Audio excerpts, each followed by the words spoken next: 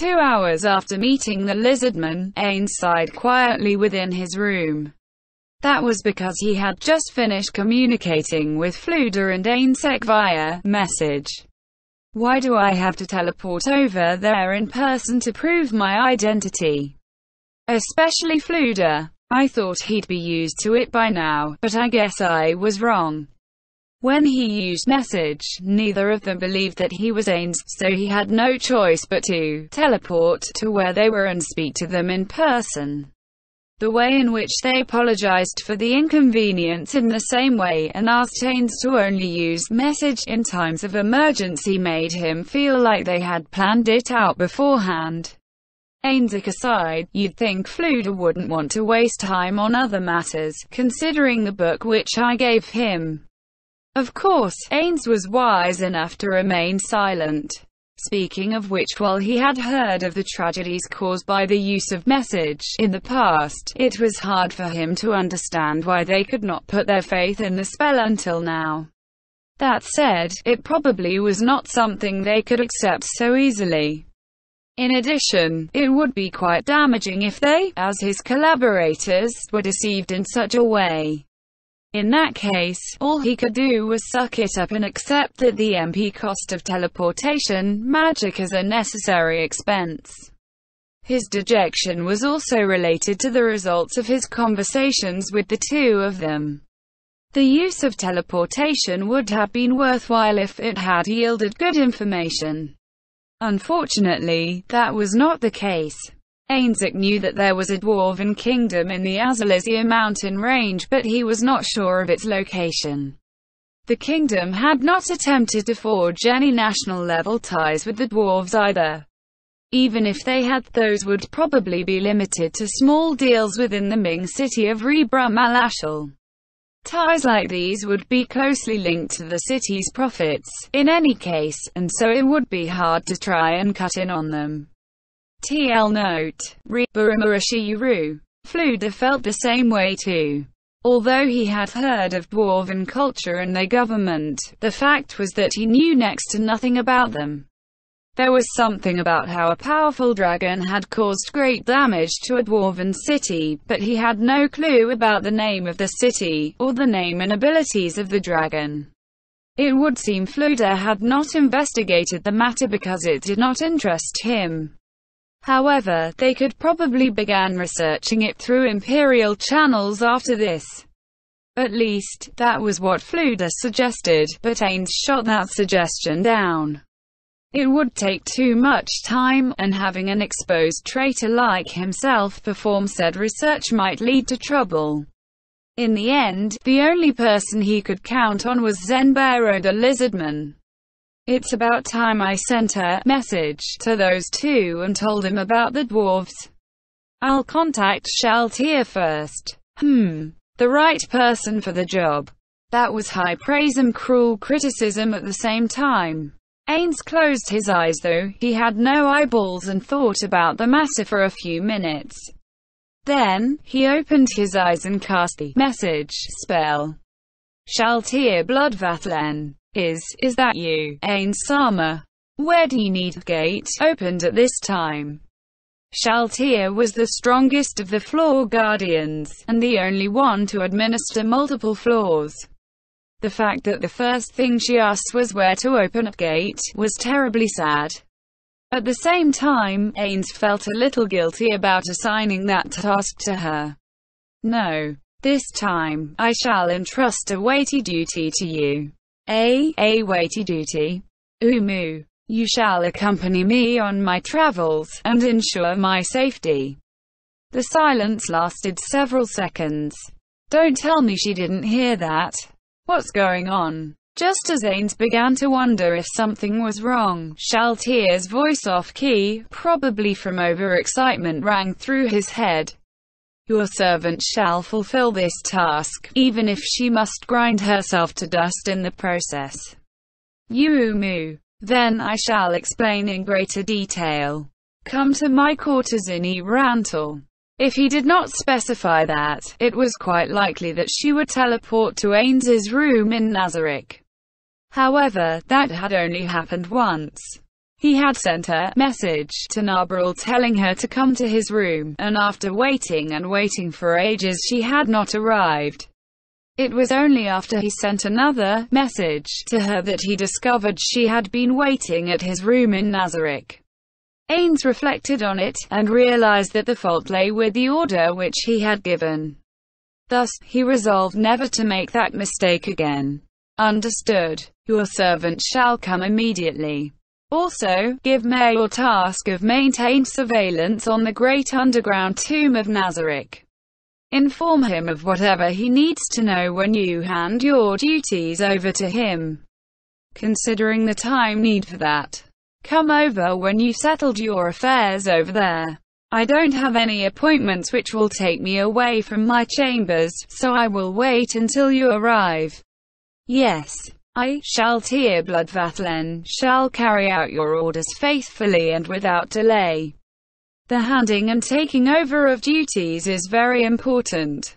Don't rush and make a mess of it just because I'm waiting, got that? I shall order Mayor to proceed to your room, the adipocere chamber. Understood. Then I shall commit the tasks which I will be handing over onto paper. Also, I trust I don't need to say this, but you are to give your ring to Mayor. Of course. I understand that it will only be in his safekeeping for a while. It was very dangerous to bring that ring outside of Nazarick. On the other hand, as long as it and the staff of Ain Zulgown were not taken, there would be enough time for all the guardians to gather. Therefore, the rings were hidden within the piles of gold within the treasury, apart from the one which Ains wore and the ones issued to certain people within Nazarick. The reason why Ains wore the ring despite knowing the danger was because it would be impossible to enter Nazarick if nobody wore it and the enemy had blockaded the entrance to Nazarick. Very well. Begin your preparations, then. Yes. Then, is there anything I should bring to your room, Ain Sama? A reasonable question, but there is nothing you need to bring. I will explain my plan to you when the time comes, and then I will give you time to ready yourself. Understood. Shaltir's passionate response vanished as the spell terminated. Then, he sent Mayor a message. There was little difference in the contents of their conversation, save that he told him to take Shaltir's place as the protector of the great underground tomb of Nazarick. After hearing Mayor's still, small yet clear voice, Ains ended the message. Finally, Ains sent Aura message. Aura, it's me. Yes, Ains Sama. What do you need me to do? Umu. I would like you to accompany me to the Dwarven Kingdom. Understood. First, I hope you will meet me in my chambers at Rantal while we wait for Shaltir. Shaltir. The ensuing cry of disbelief made Ains grateful that he did not need eardrums to hear. Aura, lower your voice. I'm very sorry, Ains Sama. Like I said, lower your voice. Ains thought that, but did not say it. Are we going to destroy the Dwarven Kingdom? No. How did you reach that dangerous misunderstanding? I just want to conduct some friendly negotiations. I see. So you've already foreseen that peaceful negotiations will break down, then? Aura, you're Ains Sama. I'm here. What? You mean you've already arrived at my room? Yes, exactly. A knock came from the door just as she said this. Ains smiled bitterly as he watched Decrement go to answer it. Ains Sama, Aura Sama requests your permission to enter. Ains gestured his approval, and Decrement took one step away from the door. Sorry to disturb you, Ains Sama. Aura's voice overlapped with that of the message spell as the dark elf girl greeted him. All right, then. Have a seat and we'll talk. Ains indicated a pair of sofas which faced each other, and then turned to Decrement. Prepare refreshments for Aura. Yes, Ains Sama. We have apple juice, orange juice, lemon squash, tea and coffee on hand at the moment. Decrement placed the apple juice which Aura requested on the small table between the two sofas. As Aura began sipping at it, Ains began his explanation. First, let me explain myself about your question concerning the destruction of the Dwarven Kingdom. Bringing Shaltir along does fulfill a requirement for combat power, but there is another reason for that. Aura's eyes went wide. Given her attitude, it was clear that she considered Shaltir to have very limited uses.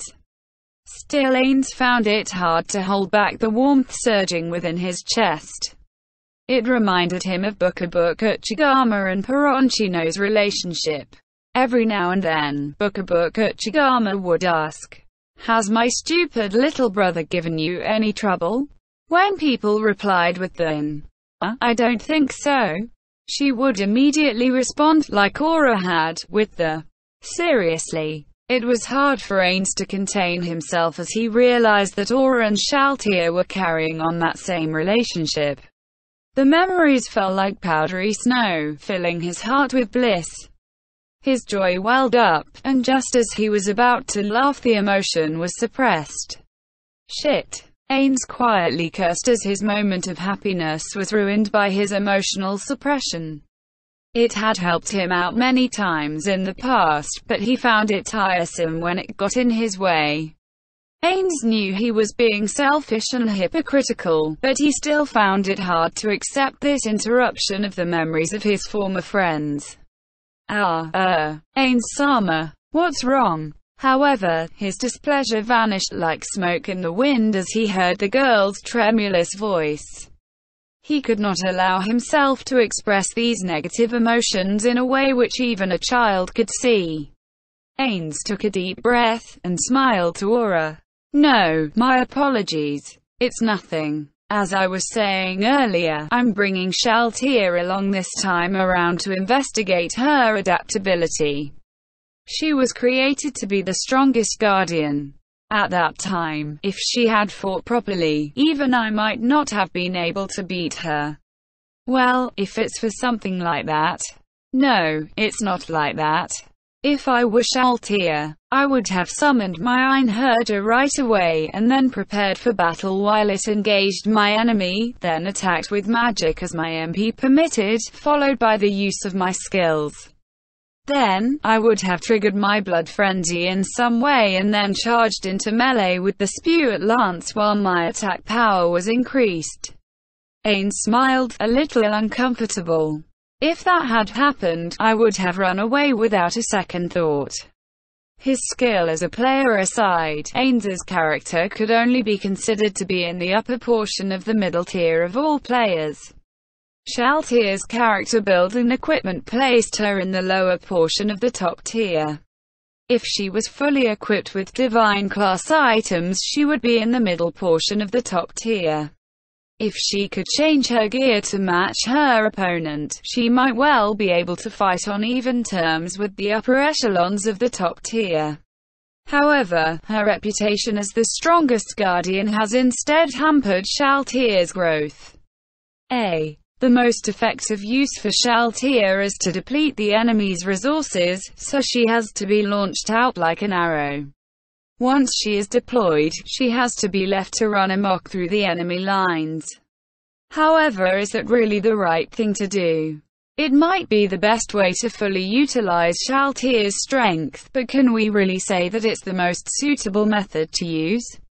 I don't quite understand. But if you feel that it's right, then it should be correct, Ains-sama. That sort of answer really makes it hard to keep the conversation going. What Ains truly wanted to hear right now was a carefully reasoned reply about the pros and cons of Ains's statement, which was what a proper adult would have said.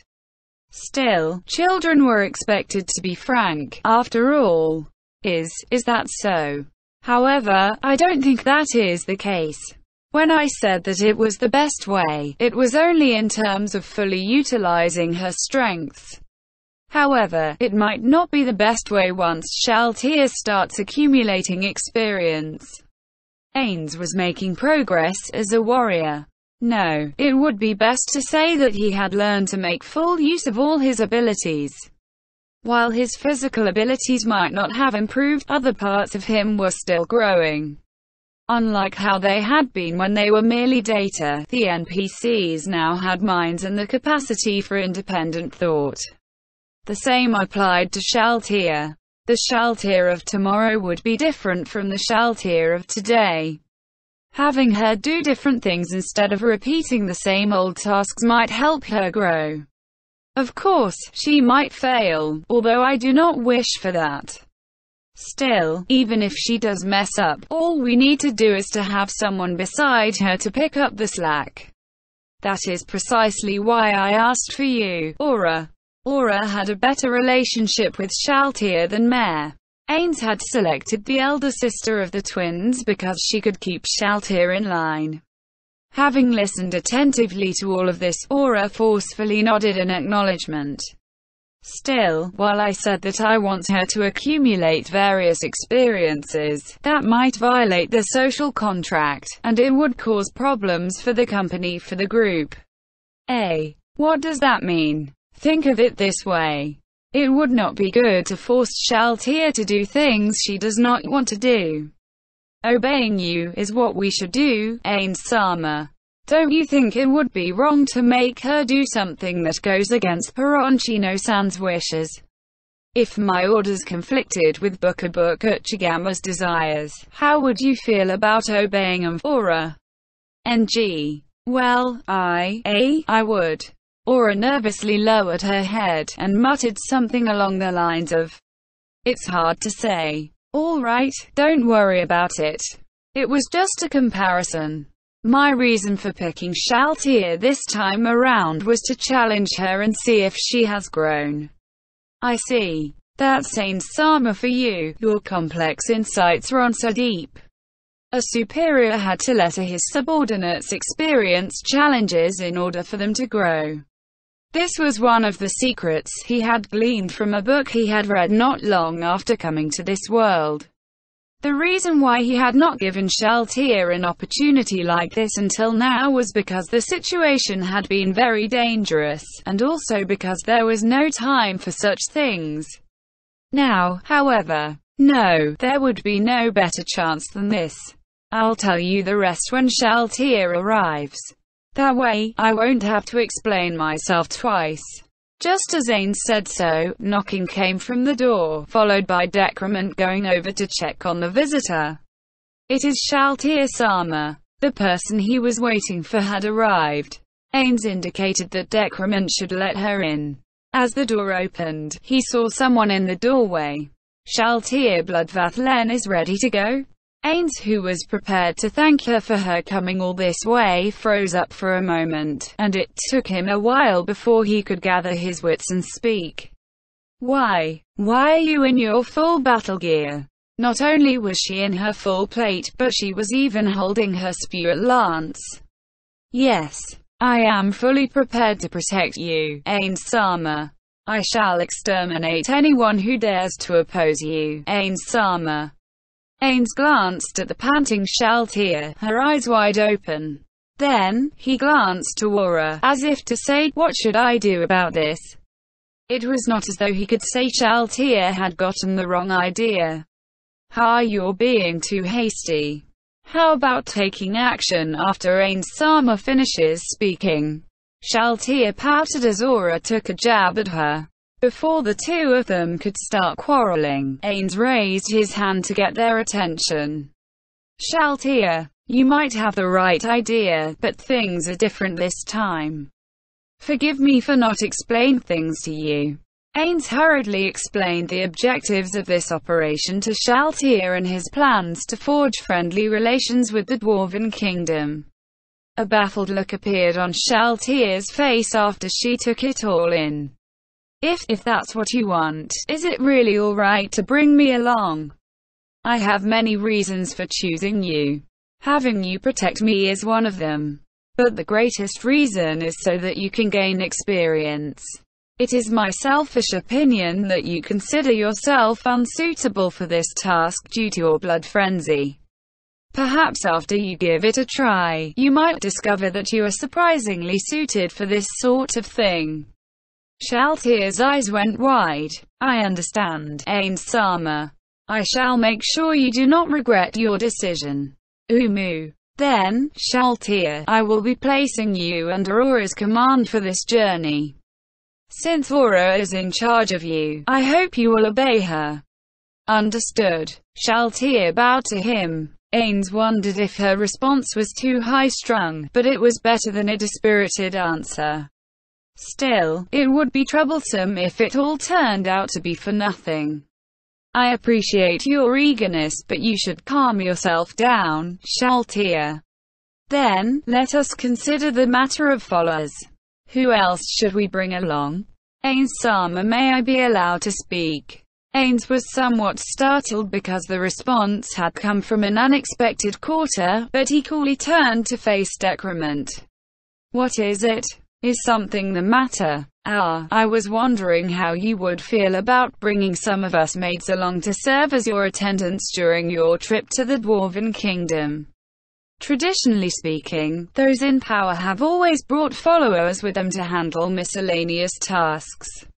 I feel that the Dwarven Kingdom will think poorly of you if you do not bring handmaidens with you, Ains-sama. I see. You do have a point there. While spying on Jekniv, he noticed that the man went out escorted by several carriages, and some of them contained well-dressed ladies. They must be the people who waited on him. If he had stayed in Nazarick back then, Ains would have observed him more carefully, but regrettably he had not, which was a bit of a shame. No, the fact was that Jekniv had come a long way to visit Ains, and Ains had been terribly rude to Jekniv by not insisting that he stay the night. Granted, the man had firmly refused every offer of lodging Ains had made, but perhaps the right thing to do was to make him change his mind. Perhaps if they had established good relations back then, the matter of vassalage might not have come up at the arena. Oops, I'm getting off track. Decrement has a point, but Ains considered her data. The 41 regular maids might look different, but their equipment and statistics were identical. The heteromorphic species known as homunculi were not particularly outstanding, and they were very weak, being only level 1. While they were still superior to level 1 human beings in terms of stats, if it came down to a fight, a homunculus would only have a 60% chance of victory. The maid uniforms they wore did provide him with a measure of defensive strength, but that was only on the level of a high-class item. Those might seem incredibly resilient to the inhabitants of these world, but they were nothing more than scraps of paper to a YGGDRASIL player. Frankly speaking, there was no way he could bring them to the Dwarven Kingdom, given that he knew next to nothing about it. There was a chance that a player might be waiting with his forces deployed and ready for battle. Still, unfortunately, I cannot do that. If we must have followers, Shaltir, can I bring your vampire brides with us? There is no need to ask. Everyone in Nazarick serves you. You have but to order us. Is that so? Decrement, your proposal is very reasonable. However, it contains a problem, in that you are weak and I am uneasy about your safety when traveling into unknown lands. We are all prepared to face any form of danger. Ains raised a hand to calm Decrement down. I am pleased by the loyalty which you all show. Therefore, once I ensure that the Dwarven Kingdom is safe, I shall send for you via teleportation. Until then, what do you think about handing the matter to the vampire brides? Decrement's mouth moved several times, but no words came out. Eventually, she bowed her head. Ains hoped that she was not agreeing because he had ordered her to, but that was most likely not the case. Since he had nothing else to persuade her with, and he would not change his mind no matter what she said, Ains turned his eyes from Decrement. Resurrecting level 1 NPCs was cheap, but that was not the problem here. Nobody would bring their friends' children into a dangerous place. Then, Shaltir, let me see 6 vampire brides along. Then add 30 more riders on top of that. 5 of them will be the recently summoned Hanzos. There was no particular significance behind the number 30. It was simply that he felt that number would be sufficient. Perhaps it was because this was the amount of players allowed in a raid group. I'll contact Cositus while waiting for everyone to gather. Right, I should finish up first.